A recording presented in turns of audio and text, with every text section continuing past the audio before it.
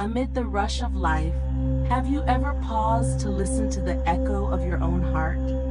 Every action we take, every word we speak, is a seed silently sown into the soil of time. Cause and effect is not a harsh verdict, but the most truthful mirror reflecting our inner world. Some pains we experience today are the consequences of past mistakes, while some moments of peace are the sweet fruits of kindness. When we truly understand this cyclical law, we no longer blame fate, but learn to cherish every karmic connection. Live in such a way that every footprint you leave blossoms into flowers, so that love becomes the thread that connects all things. For in the end, we ourselves are the potters shaping the form of our own happiness. Heraclitus, an ancient Greek philosopher, once said, "No one can step into the same river twice." This statement expresses the continuous transformation of human beings and of all phenomena in the world. All existence arises through interdependent conditions and unfolds within the cycle of cause and effect. It is precisely within this causal relationship that Buddhist moral ethics is established, under the concepts of wholesome and unwholesome karma. Thus, to speak of cause and effect, or karmic retribution, is to speak of a process of human creation, through which a life of peace or suffering is formed. In this process, every specific thought and action becomes a fundamental driving force that shapes states of mental calm or unrest, and ultimately creates a life of happiness or misery. Throughout this entire process of formation, cause, effect, and karmic consequence, human beings always play a central and active role. According to the Buddhist teachings, there is no domination by any supreme power, creator, deity, or divine being in this process. There is only the human being and the psychological actions he or she performs. Religions in general hold different views on cause and effect, but here we examine causality purely from the Buddhist perspective. Cause is the origin, and effect, phala, is the result. In the world of dependent origination, every phenomenon has its own causes. The cause of an existing phenomenon, dharma, is called the cause, and the existence of that phenomenon is called the effect. Within this causal relationship, every existence is both a cause and a result. Just as clouds become rain, rain becomes water, water evaporates into vapor, and the cycle continues. The primary and direct cause of a phenomenon is called the cause, while secondary and indirect factors that influence the result are called conditions, pratyaya. Therefore, the complete formulation is cause, condition, effect. 2. Content. Within the relationship of cause and effect, as mentioned above, intervening conditions always play a role. Thus, the fulfillment of any result depends not only on the cause itself, but also on the supporting conditions that accompany it. Therefore, here we need to acknowledge several points as follows. In the doctrine of cause and effect, a single cause cannot produce a result by itself, nor can a result arise from only one cause. Causes and effects are usually of the same kind. For example, a chicken egg can only hatch into a chicken. There is no case in which a chicken egg hatches into a duck. Thus, there is no confusion among kinds. Although cause and effect are of the same kind, due to the interposition of intermediate conditions, the result may be of the same type as the cause, yet still differ from it. For example, a handful of salt added to a bowl of soup will make it salty. But if the same handful of salt is thrown into a vast lake, the water will not become salty. This difference depends on the conditions, favorable or unfavorable, and accordingly the result is formed. Cause and effect, karma and retribution, are the manifestations of interrelated wholesome and unwholesome actions, and wrong, and so forth. They belong to conditioned phenomena that arise and cease, which are expressions of discriminative thinking. Therefore, when the mind is pure and detached, issues of cause and effect and karmic retribution are no longer discussed. 3. Classification of cause and effect. Generally, for a result to come into being, it requires a principal cause along with various auxiliary conditions. Therefore, cause and effect can be examined from many perspectives such as time, space, physical conditions, psychological factors, and so on. 1. Classification. 1. According to time. A. Simultaneous cause and effect. This refers to the type of cause and effect in which the result follows the cause very quickly. For example, eating leads to satiety, drinking water relieves thirst, becoming angry leads to distress, and so forth. B. Cause and effect across different times. This refers to the type of cause and effect in which there is a time interval between the cause and the result. This interval is divided into 3 categories. Immediate retribution, present life result. This means that karmic causes created in this life bring about their results within the same life. For example, studying diligently from a young age leads to becoming a knowledgeable person later in life. Rebirth retribution. This means that causes created in this life bring about their results in the next life. For example, the Kshitigarbha Sutra states that those who habitually mock or tease others will be reborn in the next life as apes or monkeys. Delayed retribution. This means that causes created in this life bring about their results in later lives. See the Jataka tales, birth stories, and accounts of past deeds. These 3 temporal types of cause and effect have relatively stable time frames with discernible intervals, and therefore are classified as fixed karma. However, there are also cases in which strong intervening conditions exert significant influence, making the karmic result difficult to determine in terms of both timing and nature.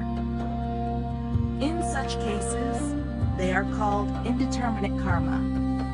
The causality of the 3 time periods past, present, and future also serves as an explanation for why, in some cases, people who do good deeds in this life still encounter misfortune, while those who commit evil deeds seem to enjoy good luck. 2. Classification. 2. Psychological and physical. This classification refers to the manifestation of karmic results through the psychological attitude with which karma is received, and at the same time points out the different distances or gaps of karmic effects between the psychological and the physical realms, between the inner world and the external environment. A. Inner world and external world. Causality that manifests within the human psyche is called inner causality, inner realm, whereas causality that manifests in external conditions is called the outer realm, external world. For example, a monk may be falsely accused and imprisoned. Although his body is confined in prison, his mind remains calm, detached, and liberated. In this case, the karmic result manifests only in the body, not in the mind. B. Psychological and physical aspects. The different manifestations of causality within the same individual can be divided into 2 aspects: psychological and physical. For instance, a person may possess an unattractive physical appearance, physical body, but have an intelligent, clear, kind, and generous mind, and practice well, and conversely, there are opposite cases. However, there are also individuals who receive blessings in both body and mind, or conversely, suffer misfortune in both aspects. IV. Categories of causality. It can be said that causality is a doctrine closely connected to the practice of Buddhists and to the moral and ethical issues of human life.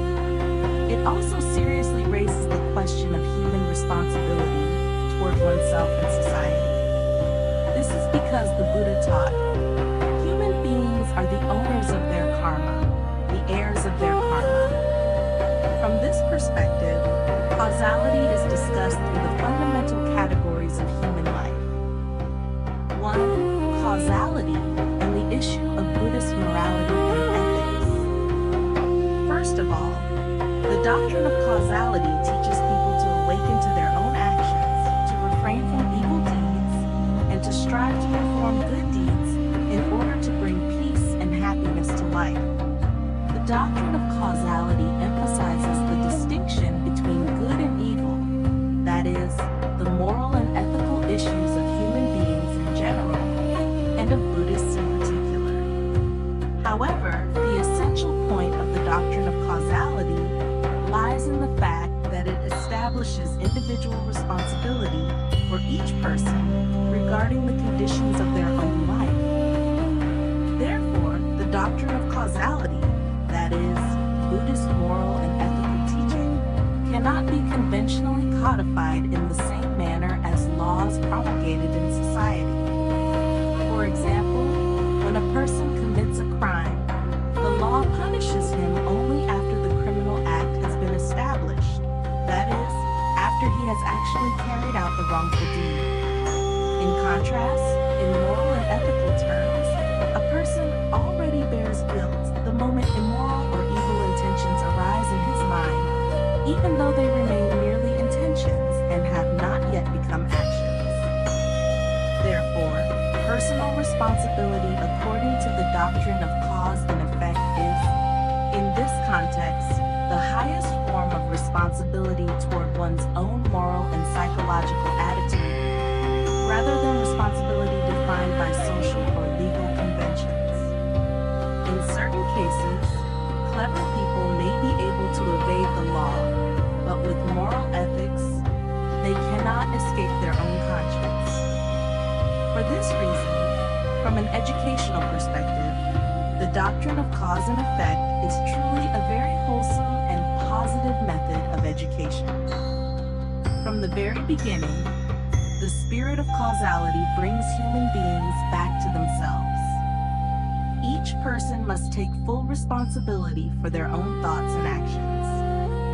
Happiness or suffering is something one creates for oneself. There is no punishment or reward imposed here, nor is there any dogma or creed established on the basis of the Buddhist law of cause and effect. Such a moral system, so humane and positive, so wise and full of compassion, if applied to individuals, families, schools, and society, would certainly lead to a life of peace and happiness. 2. Cause and effect as the starting point of the path to liberation. As mentioned above, the doctrine of cause and effect places emphasis on issues of good and evil, right and wrong, wholesome and unwholesome, and so on. That is, matters related to the moral life of human beings. However, this is also the starting point for entering the spiritual path. Yet in Buddhism, enlightenment and liberation do not stop at the level of cause and effect or good and evil. They go even further, beyond the world of discrimination and duality between good and evil, into the reality of liberation. For the Buddha taught that all phenomena are non-self, anatta. Therefore, all distinctions between good and evil, right and wrong, are products of conceptual thought arising from the presence of the notion of self. What is of utmost importance here is to diligently contemplate and realize that there is, in fact, no self-concept that truly exists. All is non-self. To realize this is to step onto the path leading into the reality of liberation, a realm that transcends all discriminative notions, all deluded self-concepts, a realm of purity, renunciation, and non-conceptual awareness. In this state, the cycle of birth and death, governed by cause and effect, no longer exists, for when the notion of self is relinquished, craving and attachment dissolve. And when self-concept, craving, and attachment are extinguished, the very foundation of the karmic world of cause and effect of good and evil collapses. This is the meaning of supreme nirvana. Some reflections on the teaching of cause and effect.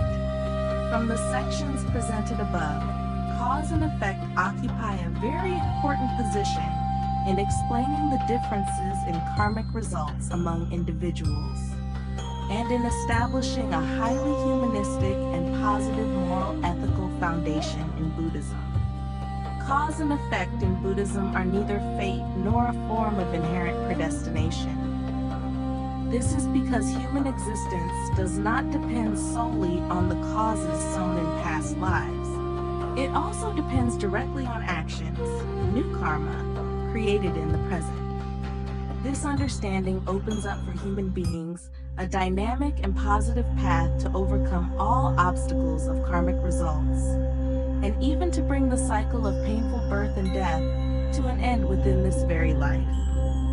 In fact, according to the Buddhist teaching, all karmic results from countless past lifetimes have already converged into this body of the five aggregates. What remains is the process of volitional action, contact between the sense faculties and the world.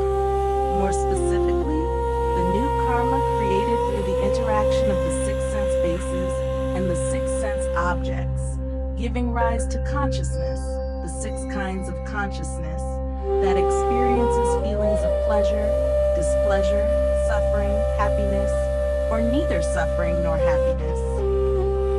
From this perspective, the true path to liberation does not lie in the karmic results of the five aggregates themselves, but precisely in the volitional actions of the five aggregates. When we awaken to the truth that the five aggregates are non-self, that they have no inherent nature, and when craving and clinging to the five aggregates as I, mine, or myself cease, then at that very moment, cause and effect, karmic retribution, no longer exist. In the scriptures, there are occasional references to supramundane cause and effect. However, in reality, if defilements and taints are completely eradicated right here in this worldly realm, then the supramundane is precisely found within the mundane. Just as a lotus rises above the surface of the water and blooms freely in the boundless sky, karmic retribution is a dependently arisen phenomenon. Therefore, there is no reason for it to be permanent or eternal. The crucial point lies in making full use of the power of wisdom to illuminate the shadow of the self and to enter into reality as it truly is. This is the image of an arahant who has brought the cycle of birth and death to an end right on this earthly ground. For Buddhists, it is essential to clearly understand cause and effect and to establish faith on the basis of cause and effect, thereby constructing for themselves a peaceful and happy life. In the Dhammapada, the Buddha taught, open quote, mind precedes all phenomena. Mind is their chief. They are mind-made. If one speaks or acts with a defiled mind, suffering follows, like the wheel following the foot of the ox. If one speaks or acts with a pure mind, happiness follows, like a shadow that never leaves the form. Close quote. The Buddhist doctrine of cause and effect, fully expressed as cause, conditions, and results, is a philosophy scientific in nature, a natural law of the universe, and not a formal system of reward and punishment imposed by any supreme power. When understood in this way, in daily life, we can calmly accept unexpected suffering that comes to us as a result of causes we ourselves have created in the past. From this reflection, we realize that the law of cause and effect governs the entire universe and human existence. When we have deep faith in karma, our spiritual life is elevated, and we naturally become more virtuous and ethical. Conversely, if we do not believe in cause and effect, our lives tend to become reckless and impulsive, disregarding consequences. From a scientific perspective, the transition from cause to result is a natural process. The Buddha's discovery of the law of cause and effect was, in essence, a discovery of the natural scientific law, which he applied to spiritual practice in order to attain a transcendent ideal. Therefore, Buddhism embodies both natural science and supernatural science. As the scientist Albert Einstein once remarked, Buddhism is a science that is both natural and supernatural. The universe and human life are in constant transformation at every moment. It can be said that we ourselves, our mental activities, and all phenomena are continuously changing without remaining static even for a single instant. The past, present, and future are always transforming in accordance with the law of cause and effect. Cause and effect is therefore impermanence itself. The dimension of time is continuous change within material forms and mental processes. The universe and human existence operate according to a universal law, the law of cause and effect. This law functions silently, and only those endowed with contemplative wisdom can perceive that it governs material life, physical processes, biological functions, and psychological activities alike. The Buddha discovered the principles of cause and effect, impermanence, and dependent origination, and ultimately attained the supernatural state, beyond good and evil, which is the realm of liberation.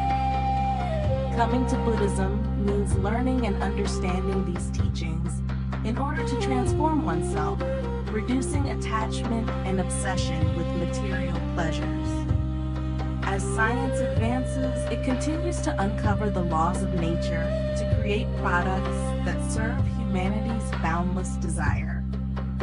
Buddhism, on the other hand, also explores cause and effect, impermanence, and dependent origination, but with the purpose of helping people understand moral principles, live with wisdom in human relationships, and cultivate beauty within themselves, their families, and society.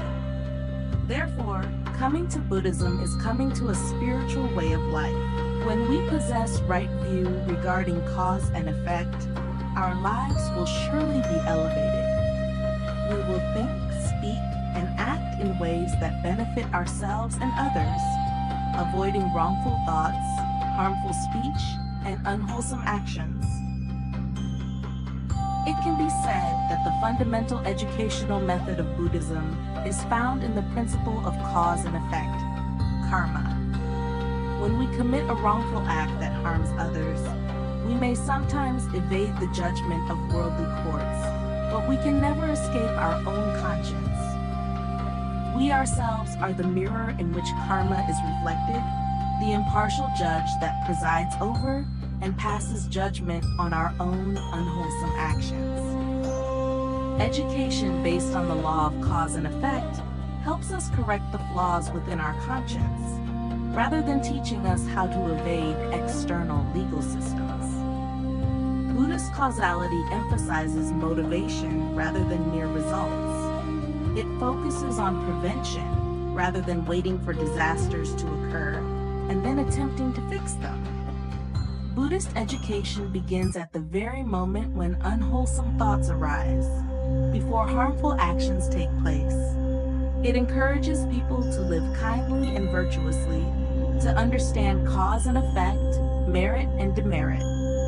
When this understanding is present, one naturally becomes a good person.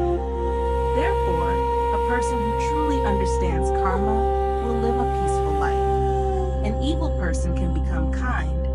A base and corrupt person can become upright and virtuous. Step by step, such a person can be transformed into a noble one, even a saint.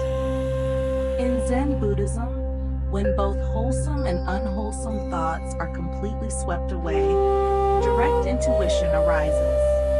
One lives in a state beyond good and evil, yet good and evil in the worldly sense are still clearly perceived and properly managed without confusion.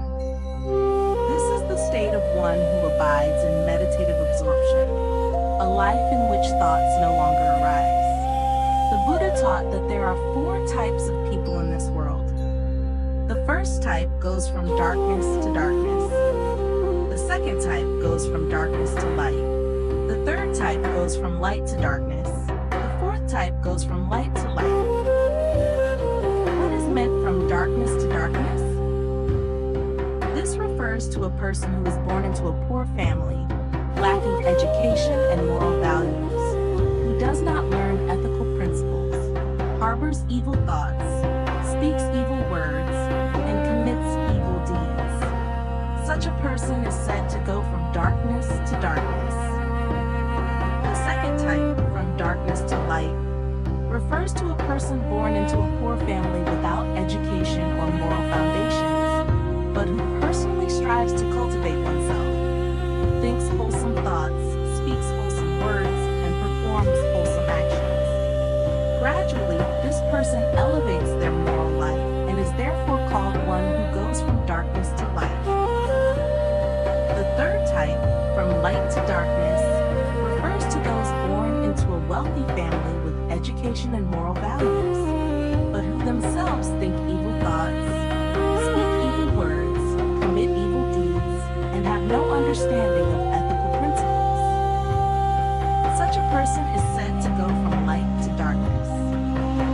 The fourth type, from light to light, refers to a person born into a prosperous family with moral values and education, who also practices self-cultivation, thinks wholesome thoughts, speaks wholesome words, and performs wholesome actions. This is a person of great merit, called one who goes from light to light. All of us living in this life are manifestations of karma accumulated from previous lives. Every consequence we are now bearing is the result of our own actions. Phenomena continuously transform from one state to another.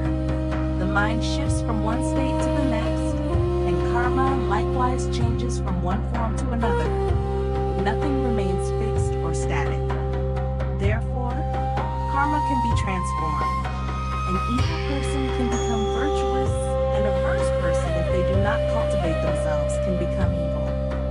Cause and effect manifest through 3 temporal categories, known as immediate retribution, rebirth retribution, and delayed retribution. Immediate retribution refers to results that ripen within the present lifetime, sometimes instantly, or after a day, a month, a year, or many years, but still within this very life.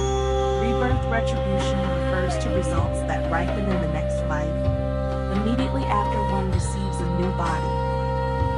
Thus, there are people who perform good deeds in this life, yet still encounter misfortune because of evil causes created in previous lives.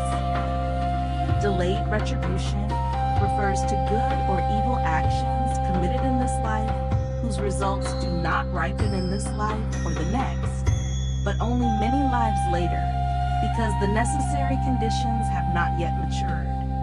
Based on the law of cause and effect, these are the 3 temporal dimensions of karma. Buddhism teaches, before doing anything, one should consider its consequences. Human beings often act out of instinct, competitiveness, or lack of careful thought, failing to foresee the outcomes of their actions. Most failures in work and life arise from such subjective factors. Therefore, by applying the principle of cause and effect to social activities, we can achieve success in our endeavors. A person who understands the law of karma will not allow themselves to think, speak, or act in harmful ways. If everyone could live by this understanding, the nation would be civilized, society would be cultured, and families would be happy.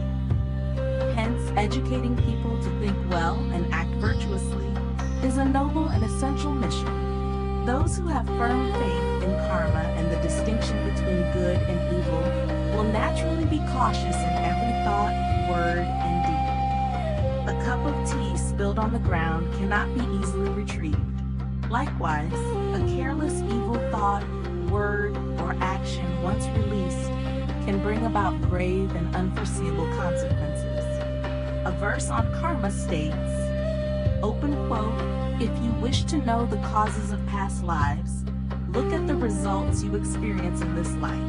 If you wish to know the results of future lives, look at the actions you create in this life." Close quote. All that we experience in this life, our primary retribution, the body and mind, and dependent retribution, our environment, such as the body we possess, whether we are happy or not, poor or wealthy, ignorant or wise, can be examined to understand what kinds of causes we created in past lives. Confucianism also says, every sip and every bite is predetermined. Even food, drink, and clothing arise from wholesome or unwholesome causes planted in previous lives. To know what the next life will be like, examine in this life how one creates karma through body, speech, and mind. With right understanding of cause and effect, one can discern the past, present, and future of oneself and others, there resolving to diligently cultivate and progress daily on the path of practice. Through the Buddhist teaching of cause and effect, we see the reality of rebirth and samsara, as well as the karmic results of suffering and happiness across lifetimes. The Dalai Lamas of Tibet have spoken of rebirth, the search for reincarnations, and various realms of existence. Our five aggregate body is shaped by each individual's karmic force, resulting in differences in appearance, personality, and circumstances. Thus, each person is the creator of their own destiny, shaping their own primary and dependent retributions. Those who understand this truth naturally become mindful and cautious in every thought, word, and action, diligently purifying the three karmas so as to transform themselves, their families, and society, abandoning evil and cultivating goodness. A true Buddhist must have absolute faith in the law of cause and effect, for it is a fundamental truth.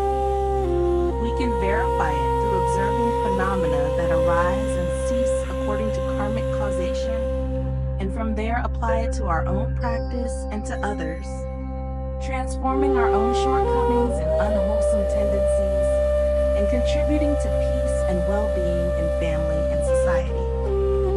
Belief in karma makes us mindful and careful in every step of life, enabling us to live meaningfully. Moreover, we use that meaningful life to perform beneficial deeds for others. Educating people to believe in cause and effect brings peace to individuals, happiness to families, and stability to society, forming the foundation for building a prosperous, civilized, and strong nation. Buddhism is one of the major religions in the world. Originating in India, it has existed and developed for thousands of years. Throughout history, and despite many vicissitudes, Buddhism has remained one of the ideological religious systems that has made significant contributions to the history of human thought, especially in addressing issues concerning human life and existence. Buddhism is among the religions that pay great attention to real human life, guiding people towards self-liberation in order to find happiness by themselves. From the very beginning, the Buddhist concept of cause and effect has deeply penetrated the thoughts and emotions of people from all social strata. Vietnamese people place great importance on the idea of causality. Our ancestors applied the law of cause and effect to build moral principles, to admonish others, and to discipline themselves, regarding it as an unwritten law so that each individual knows how to reflect upon their actions and live rightly. Therefore, Buddhist causality functions as an inner form of moral guidance based on voluntariness from within each person, giving it a very enduring humanistic value. In the Buddhist conception of causality, there are three fundamental categories: condition, pratyaya, and result, phala. These categories are closely interrelated and mutually transformative. For each category, Buddhism provides specific and thorough analyses. When speaking of cause, Buddhism considers it the primary factor, existing prior to and giving rise to other phenomena. A cause is that which initiates and produces something else. However, Buddhism emphasizes that cause should be understood as a collective or composite cause. In Buddhist scriptures, one of the most commonly used terms to express both dependent origination and causality is paticca samuppada, a compound of paticca, having come because of, and samuppada, arising. According to the analysis of Buddhaghosa, the Buddha used this term to imply the recognition of a group or a number of causes. Here, a cause is understood as the harmonious combination of multiple factors that together form a cause capable of producing a result. If any one of these constituent factors is lacking, no result can arise. A group of causes cannot produce a result if they exist independently, or if one or more elements are missing. Thus, through mutual dependence, equality, and cooperation, these causes give rise to a result. This idea is discussed in the Pali Canon, where the terms hetu, direct cause, and pratya, condition or indirect cause, are commonly used together in Pali English dictionaries. In the Agama scriptures, corresponding to hetu, direct cause, is the term yin, and corresponding to pratya, condition or indirect cause, is the term yuan.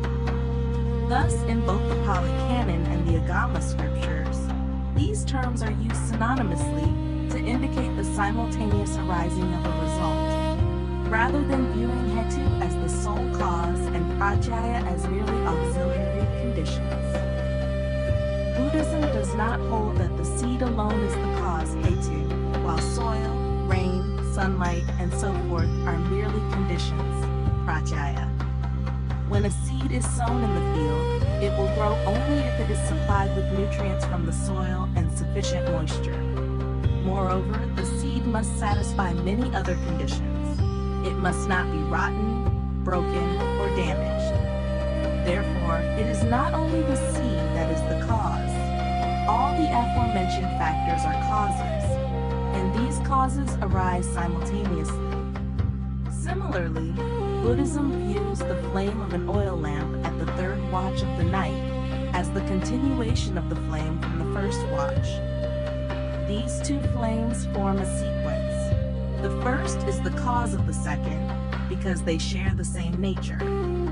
The wick and the oil are not the cause, but merely factors that operate simultaneously with other elements to produce the result.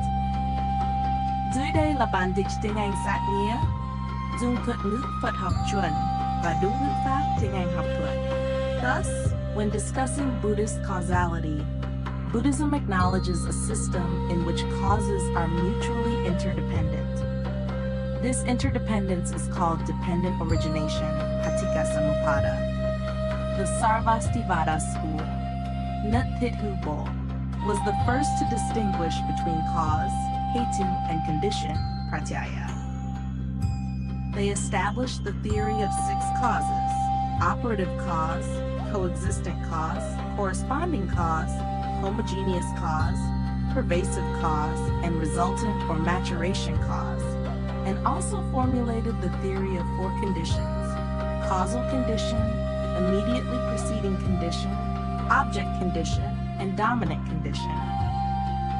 For the first time in the history of Buddhism, Sarvastivada scholars accepted this dual distinction.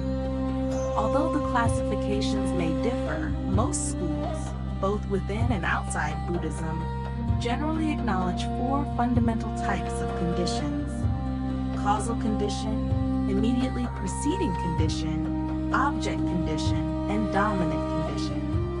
Any further subdivisions of conditions are merely elaborations derived from these 4 basic types.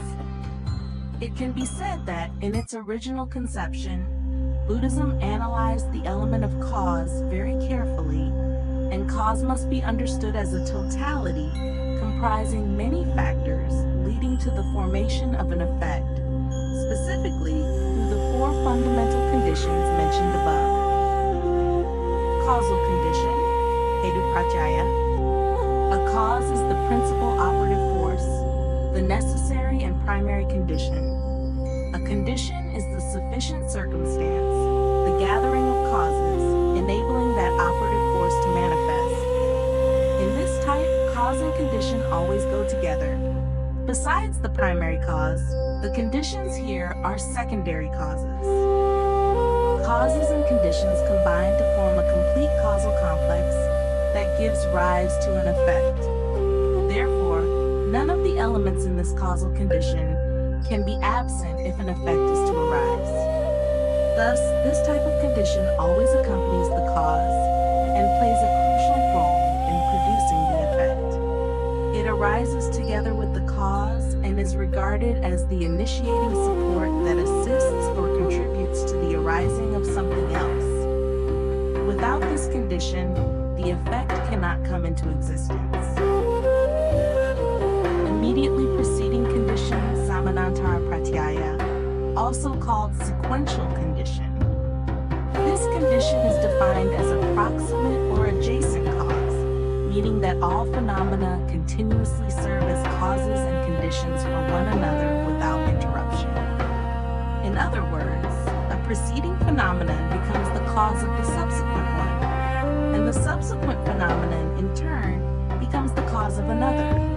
Phenomena successively act as causes and conditions for one another in an unbroken sequence. If there is any interruption or discontinuity, this condition is lacking, and the phenomenon cannot arise. This type of condition illustrates the relationships and roles of things in the world.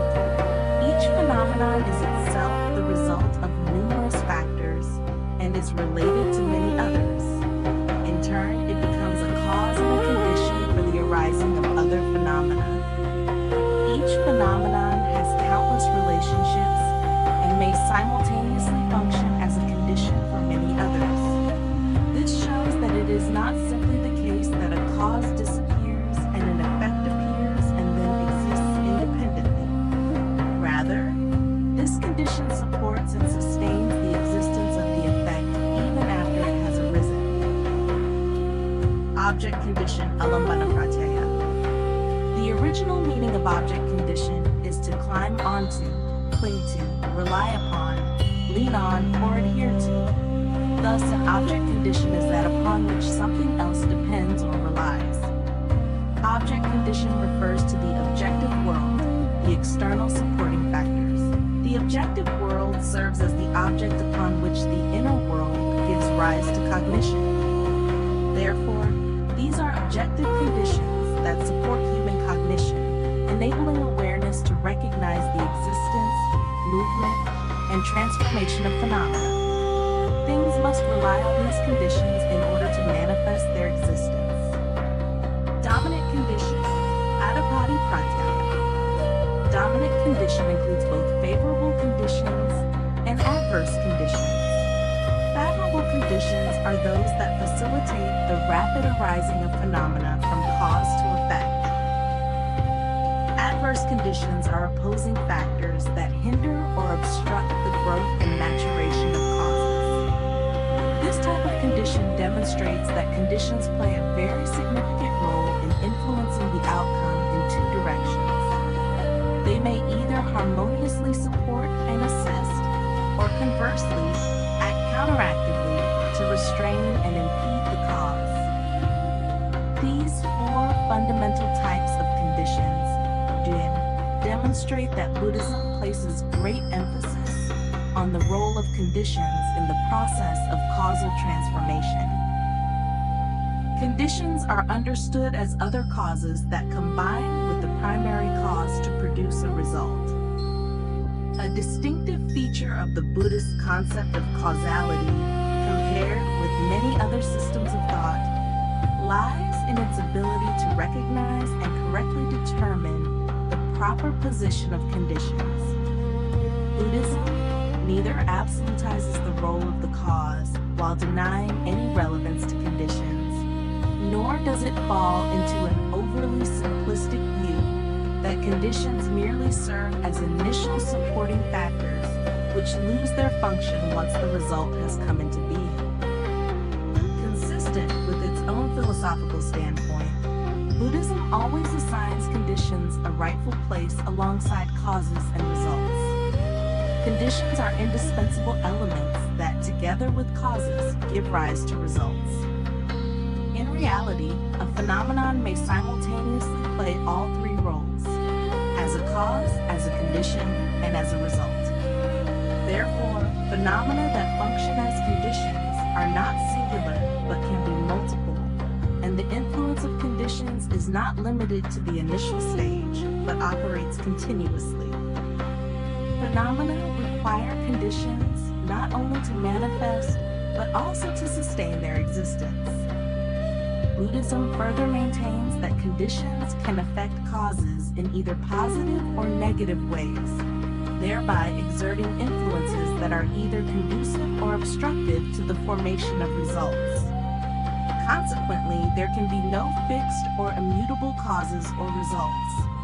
This perspective also shows that human beings are capable of changing the direction of causal influence or the course of resulting outcomes through deliberate intervention in conditions.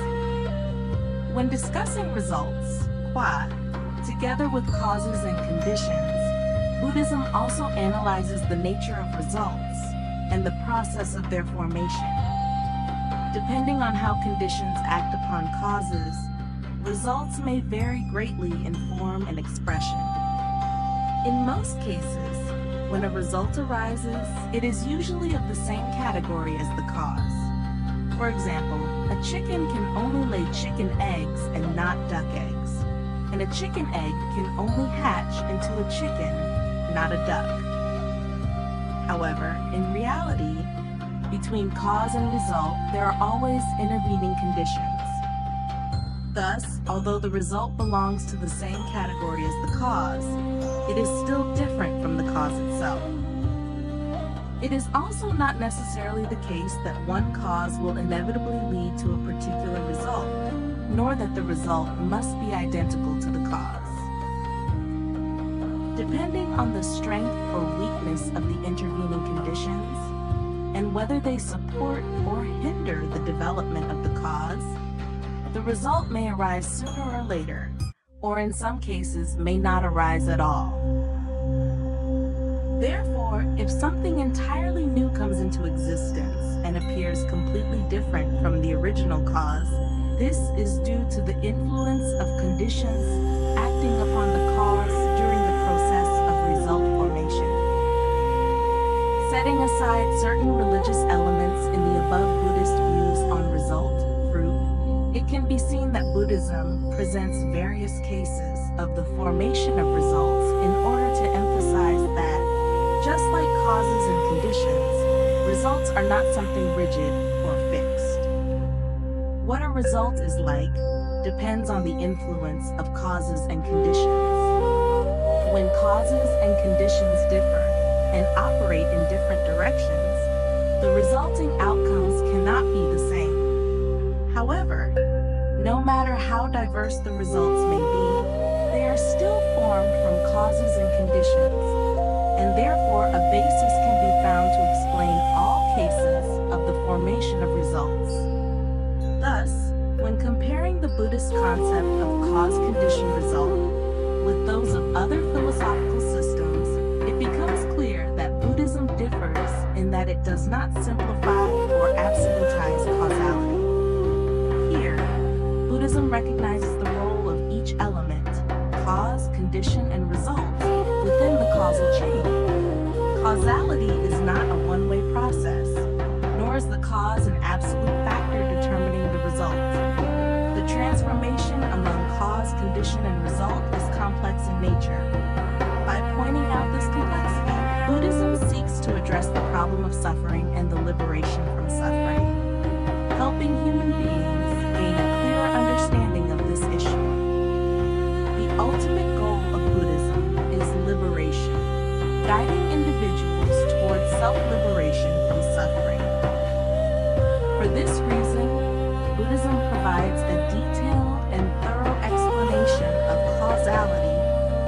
that suffering has causes, that the causes of suffering are multiple, and that due to the influence of conditions, each person experiences suffering differently, that is, different results. Therefore, suffering is not something fated for each individual, not determined by deities, nor something immutable that cannot be eliminated or changed. Suffering is created by human beings themselves. Thus, human beings can also eliminate or transform it by influencing the conditions. It is precisely because conditions have a strong impact on the transformation of the causal chain that Buddhism places great emphasis on the human ability to modify conditions in order to direct the formation of results in a positive way, thereby reducing or eliminating negative outcomes. Buddhism holds that when human beings engage in actions that create karma through body, speech, and mind, whether wholesome or unwholesome, corresponding wholesome or unwholesome karmic causes simultaneously arise. Depending on the degree of the karmic causes created, human beings must experience different karmic results. Differences in the weight or severity of karmic results may lead individuals to be reborn into different lives in order to repay the karmic results they have created. Rebirth within samsara.